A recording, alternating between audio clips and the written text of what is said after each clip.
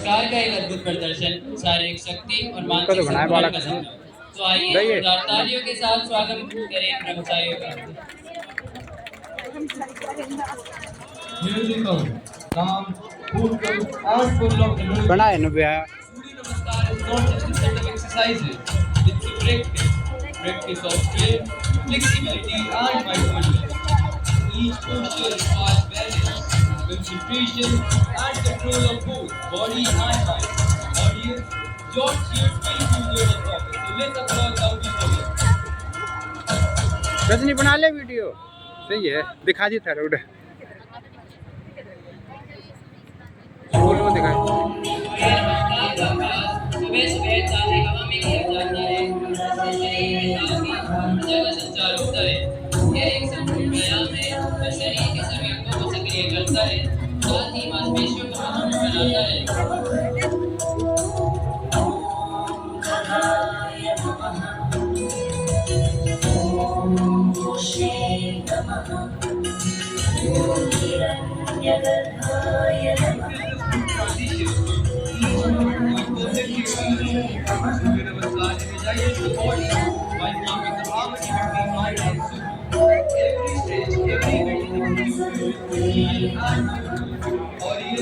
Keep clapping, don't your heart and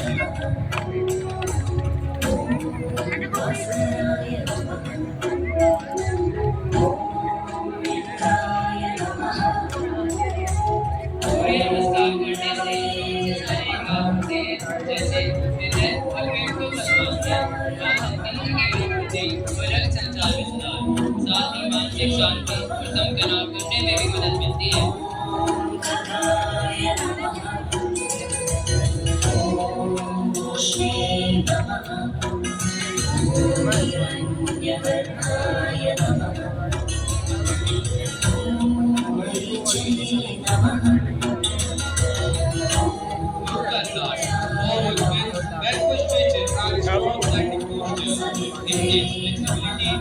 Control and inner focus to perform each movement gracefully.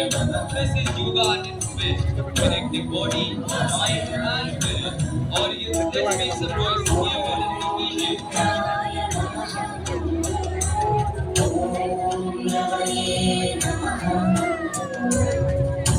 इसके अलावा सूर्य नमस्कार योगी की ऊर्जा को बढ़ाता है, उसे मानसिक और आध्यात्मिक रूप से सजग बनाता है। इतना अच्छा प्रदर्शन देखने के बाद अभिभावक शांत न रहे, कृपया जोरदार तालियों से बच्चों का अभिवादन करते हैं।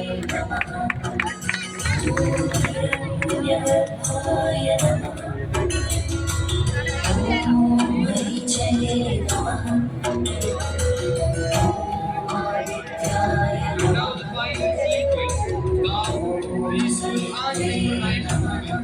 Each posture shows control, flexibility, and inner peace. Audience, let's do a huge round of applause to their leader.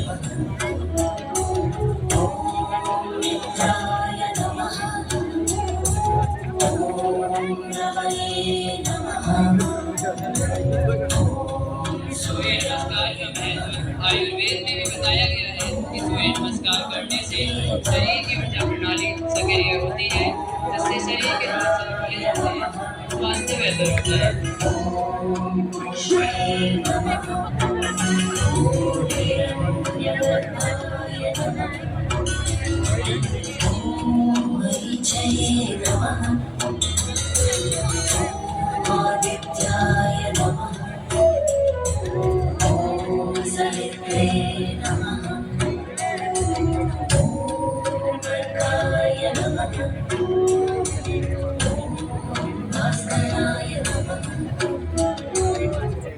अब हमारे सामने प्रस्तुत होने जा रहा है भूमि नमस्कार।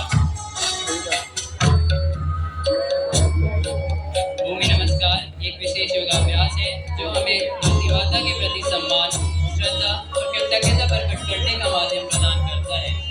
जैसे सूर्य नमस्कार सूर्य की ऊर्जा का स्वागत करता है, वैसे ही भूमि नमस्कार पृथ्वी की जीवनदायी ऊर्जा को स्वीकार करता है। Here they are. Bhumi Namaskar is way more than just a physical exercise. It's a tribute to Earth, showing respect and gratitude. Each movement requires balance, coordination, and mindfulness. Audience, cheers really good. Let's make some noise.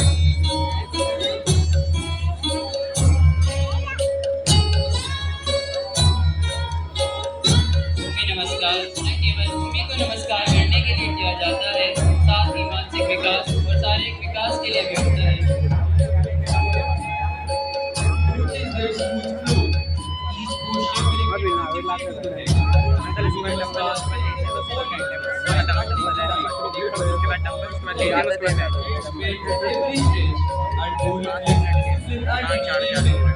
Keep clapping. Your energy motivates them.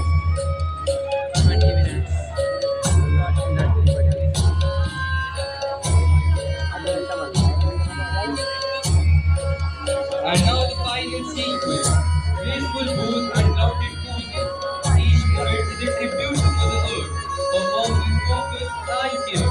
Audience, let's give a huge round of applause for these young. अब देखिए उत्साह, शांति और सौंदर्य से भरी इन बच्चों ने दिखा दिया कि सम्मान और अभ्यास से हर चुनौती सरल हो सकती है। एक बार फिर जोरदार तालियां नमस्कार देने के लिए। धन्यवाद। उनकी बातें लगती हैं जैसे कोई ज्ञान की किताब, उनके विचार लगते हैं जैसे कोई अनमोल। उनकी बातें लगती हैं जैसे कोई ज्ञान की किताब, उनके विचार लगते हैं जैसे कोई अनमोल ख्वाब। सारे बच्चे जब भी वो कर रहे उनसे हैं। मिलते हैं कुछ नया सीखते हैं। वो स्टेज सिर्फ होल्डिंग। इंसान नहीं है, बच्चे प्रेरणा का स्टूडेंट ही कर सैलाब रहे है, हैं। प्रेरणा का सैलाब। स्टेज वाले हम सारे बात कर रहे हैं स्टूडेंट ही कर रहे गुजरात के राज्यपाल एवं गुरुकुल कुरुक्षेत्र के संरक्षक आचार्य श्री देवव्रत जी। अब मैं सादर आमंत्रित करता हूँ आचार्य श्री देवव्रत जी को कि वो आए और अपने दिव्य आशीर्वचनों से हमारा मार्गदर्शन करें। देख क्या और देख अभी देख तुषार वो क्या नाम है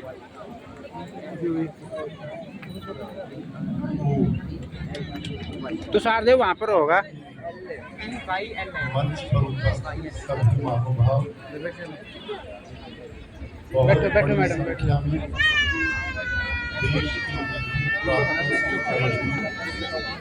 अभिभावक भाइयों बहनों और प्यारे प्यारे बच्चों, आज मैं बैठा बैठा अनुभव कर रहा था 1981 जुलाई का महीना, 21 वर्ष की मेरी आयु थी और इस गुरुकुल में प्रधान आचार्य के रूप में मेरे को नियुक्त कर दिया गया। 21 वर्ष की आयु। उस समय हम 50-60 के लगभग बालक थे। गुरुकुल कुरुक्षेत्र की लगभग 200 एकड़ भूमि जिस पर लोगों के कब्जे थे, वहां से कोई आय का साधन नहीं था। केवल ये जो परिसर आप देख रहे, ये खुला मैदान था। यहीं पर हम थोड़ी बहुत खेती बाड़ी करते थे। गौशाला के नाम पर 55 गाय भैंसे थी और 18 किलो दूध होता था। खर्चा ज्यादा, आय कम, ये वहां की स्थिति थी। और बालक जो 50-60 यहाँ थे, वो इसलिए नहीं थे कि वो पढ़ा लिखा के हम योग्य बनाएंगे, ऐसे थे। जिनसे माँ बाप भी दुखी थे, पड़ोसी भी दुखी थे, वो यहाँ भेज दिए जाते थे। ये स्थिति का लंबे समय तक सामना रहा। कोई चार दीवारी नहीं, ये जो भवन चारों तरफ जितने आप देख रहे हो, एक सामने का भवन, उसका भी नीचे वाला हिस्सा मैंने बचा के रखा और एक यज्ञशाला को संभाल के रखा, उसमें भी थोड़ा मॉडिफिकेशन किया। आप कल्पना भी नहीं कर सकते कि लगभग 22 वर्ष लगातार जो बालक पढ़ते थे वो सामान्य गरीब परिवारों के बच्चे थे। वो अपनी जो समय की 50-60 रुपया महीने की फीस होती थी, वो भी नहीं दे पाते थे। अब जमीन से आमदनी नहीं, माता पिता अपना खर्चा भी नहीं देते थे, सरकार का कोई अनुदान नहीं। ऐसी स्थिति में मेरे सामने एक ही रास्ता था कि मैं दोपहर तक यहाँ बच्चे पढ़ाता और दोपहर के बाद में गांव में निकलता, घर घर जाकर गेहूं के समय गेहूं इकट्ठे करता और चावल के समय पर चावल इकट्ठे करता। और ये जो भवन दिखाई दे रहे हैं, इनमें से एक भी भवन यहाँ नहीं था।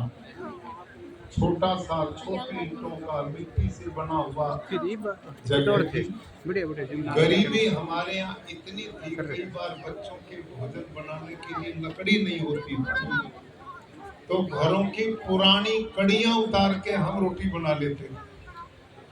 यह हाल गरीबी का था, लेकिन बहुत परिश्रम